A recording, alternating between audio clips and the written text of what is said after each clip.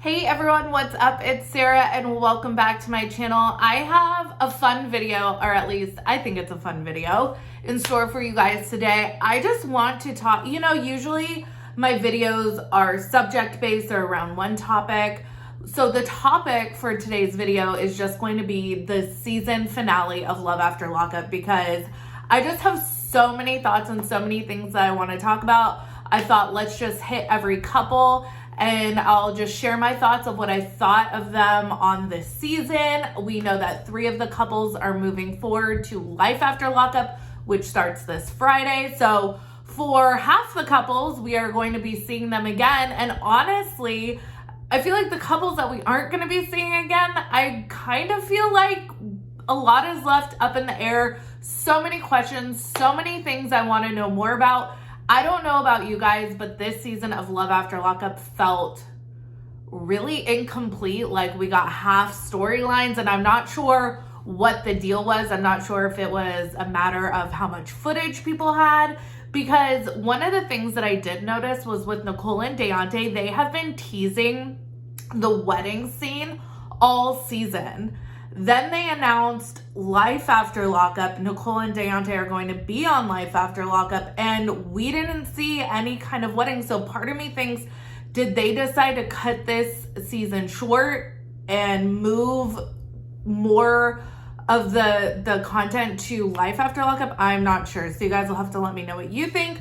But let's jump into the season finale and we'll just go couple by couple. Okay, let's start with Brittany and Ray. Brittany and Ray, I have had a lot of thoughts on, but there honestly hasn't been a lot of like content or really drama surrounding this couple as far as what we've seen on TV and as far as what we've seen with other couples.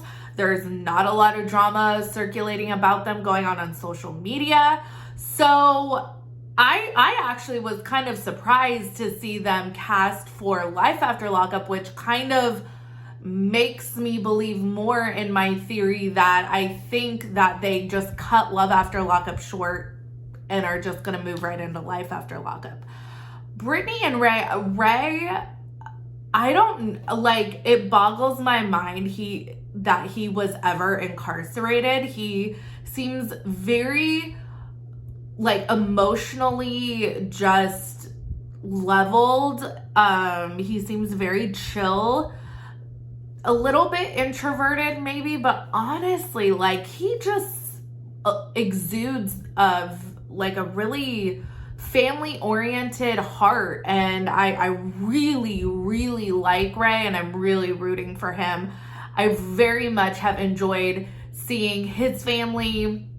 We have seen more of his family than her family on this season, but I really, really enjoyed seeing Ray, and I'm very interested to see them on Life After Lockup because I'm interested to see his journey navigating life after incarceration. For Brittany, I know a lot of us have had opinions about Brittany.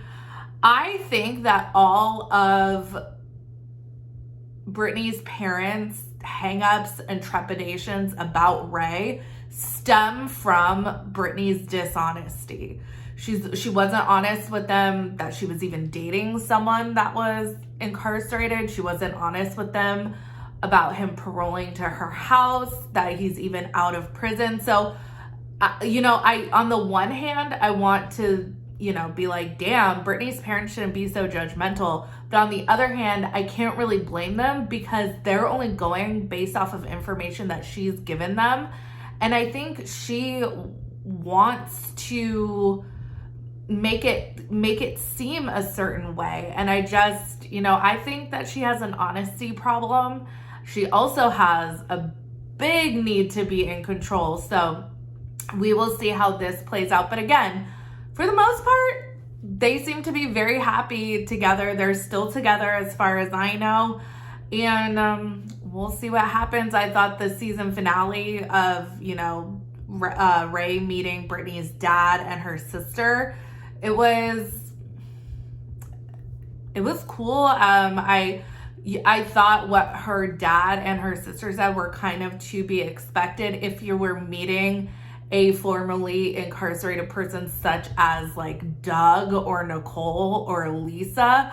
But Ray just, I don't know. I have a hard time believing he even ever did anything to break the law. We will see what happens with them on Life After Lockup.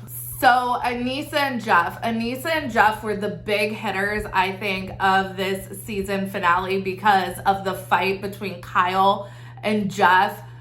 It was so bizarre. And honestly, like, this storyline went from like, are we even gonna meet Jeff? I wasn't totally 100% sure in the beginning if we were even gonna meet him, to a big explosive argument. And now that's it, because they're not moving on to Life After Lockup. So, I mean, I think there's so much potential for this couple. People loved watching Angela and Tony. I know I really liked watching Angela and Tony, and this relationship has so many of those same elements as Angela and Tony's relationship. So I thought they would be great. Who knew? I think the biggest shock to me about all of this with Anissa and Jeff is that Jeff is like actually kind of a good internet sleuth. He was putting 2 and 2 together about her like burner phone or whatever that was. And I was just thoroughly surprised and kind of impressed at his levels of deduction.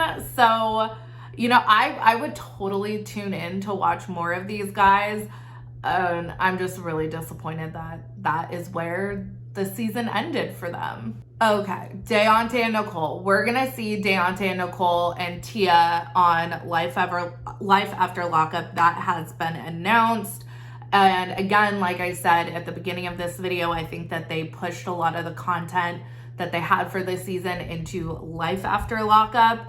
But I don't know. Like, I really like Deonte, so I'm excited. I really hope that what we see in Life After Lockup is him navigating life post Nicole. But we do know he does show up at the wedding, so I don't know what's going on there. But I just find Nicole to be so unlikable that it's not even really fun watching her, because I noticed in her like confessionals or in her interviews, she'll say things like, this is really hard for me. I just love Deonte so much. And it's like, girl, you are the worst liar ever, because like what you're saying is such utter bullshit.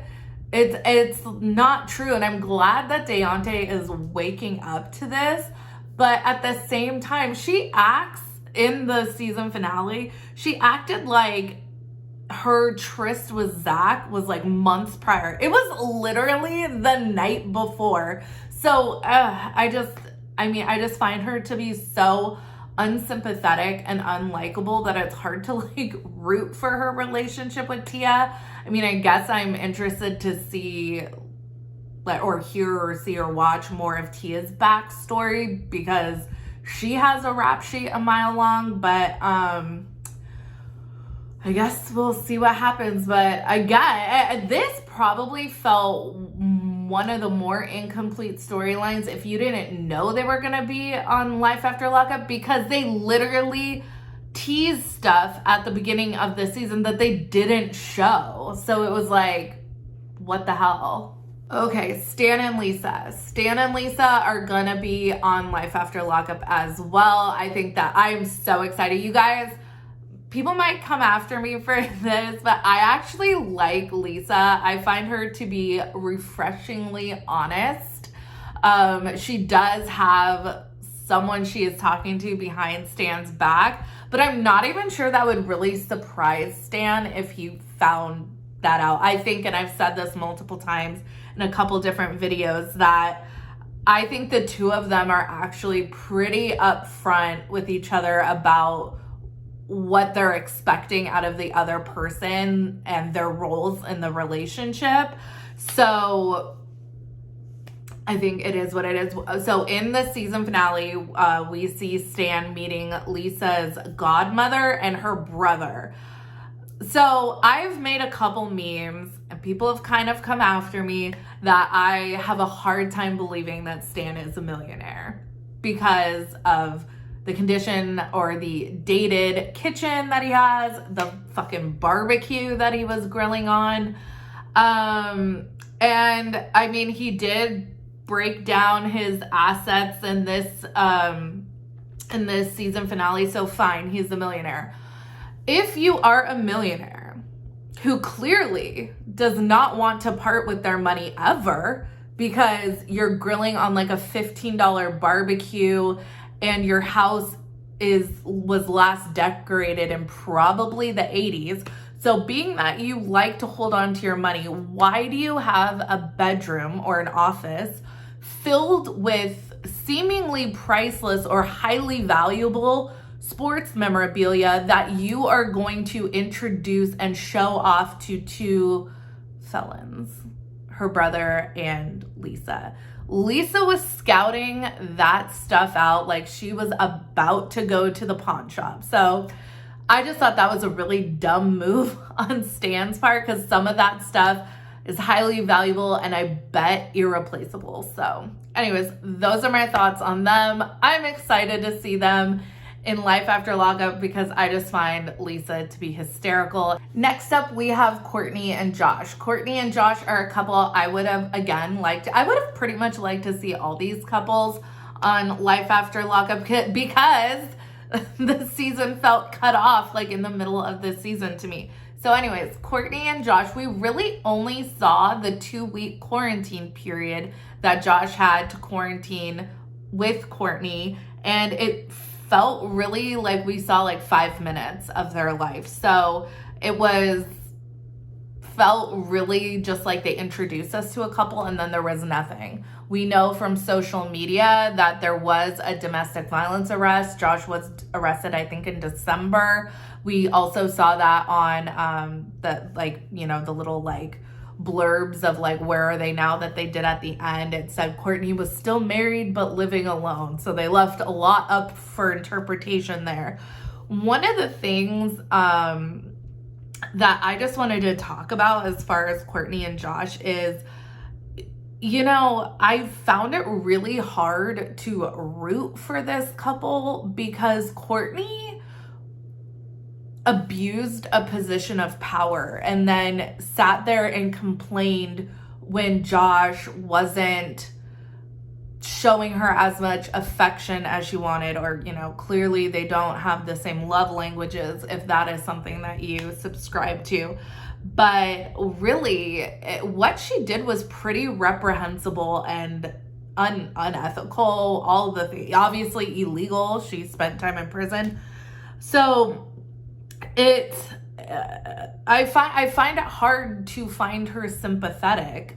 You know, she's been through trauma in her life, and that is horrific. And obviously, that is something that she, I hope, gets help dealing with. But at the same time, to me, I find that she really took advantage of Josh in a place where he was incredibly vulnerable. And, you know, I know that, you know, as a corrections officer, you have to like go through people's stuff. Everyone's mail gets gone through and everyone's phone calls get listened to and stuff. But still, she took his like deepest, most inner thoughts and used that as a tactic to like romance him. And I don't know. I just find that really blah. And lastly, maybe the most explosive, I don't know if Nicole and Deonte and Doug and Rachel, they might be equal for being probably the most explosive talked about couples of the season. But Doug and Rachel, I mean, this has been circulating on social media for a while now. We know that they are no more. We know Doug was in another relationship with some woman. We saw it posted on Facebook. And then last week, he was the subject of a sting. And now he's looking at, oh my God, he's looking at some serious fucking jail time. I think for all of us, we have all been worried about like, where is little Dougie living? And it was revealed at the end of the episode that Dougie is back living with Rachel. And that is wonderful on the one hand, because it's amazing that little Dougie has a safe place to grow up and be a child and just live life, and that he won't hopefully repeat his father and, you know, generations of criminal behavior. With that being said, I just find it so reprehensible that there is not one family member in Doug's family that is a suitable candidate for this child to live with, that he has to go and live with essentially a stranger. I know he had been living with Rachel, and now she has, you know, they've established a relationship. But could you imagine, like, all of us cheering that is the best bet? It seems to go totally against what you would think. You would want, like, oh, does he have an aunt or uncle? Does he have, you know, is there a cousin or something that, you know, he's been around, that he knows, that he grew up with, that he would be more comfortable with? No, this literally is his best bet. And I'm so thankful that Rachel just opens her home and thinks of Dougie as her own. I think that's amazing. Rachel, I think far and above, is probably the fan favorite of this season. She is self-deprecating. She is hysterical. I've seen some of the interviews she's done. She's just so likable that, you know, I really wish we saw that she was going to go on to Life After Lockup. I could really give a shit about seeing Doug anymore. But this is another storyline that it's like, oh, okay, she just woke up one day and someone messaged her on Facebook that he was cheating on her, and boom, it's over. I'm really curious as to what you guys thought of this season finale. Are you excited to see, let's see, Brittany and Ray, Deonte, Nicole, and Stan and Lisa move forward to Life After Lockup? What do you think about them not deciding to continue with Anissa and Jeff, Courtney and Josh, and Doug and Rachel? Do you think it was because of, like, content issues or filming issues, or I don't know? It just something about this season just really just feels like, oh, okay, well, that was it. Maybe that's why this is season 3 point whatever and not like season 4. I have no idea. Let me know what you guys think down in the comments. Make sure you like this video, subscribe to my channel, follow me on Instagram and Twitter at Reality Squad, and I will catch you guys in the next video. Take care. Have a good one. Much love.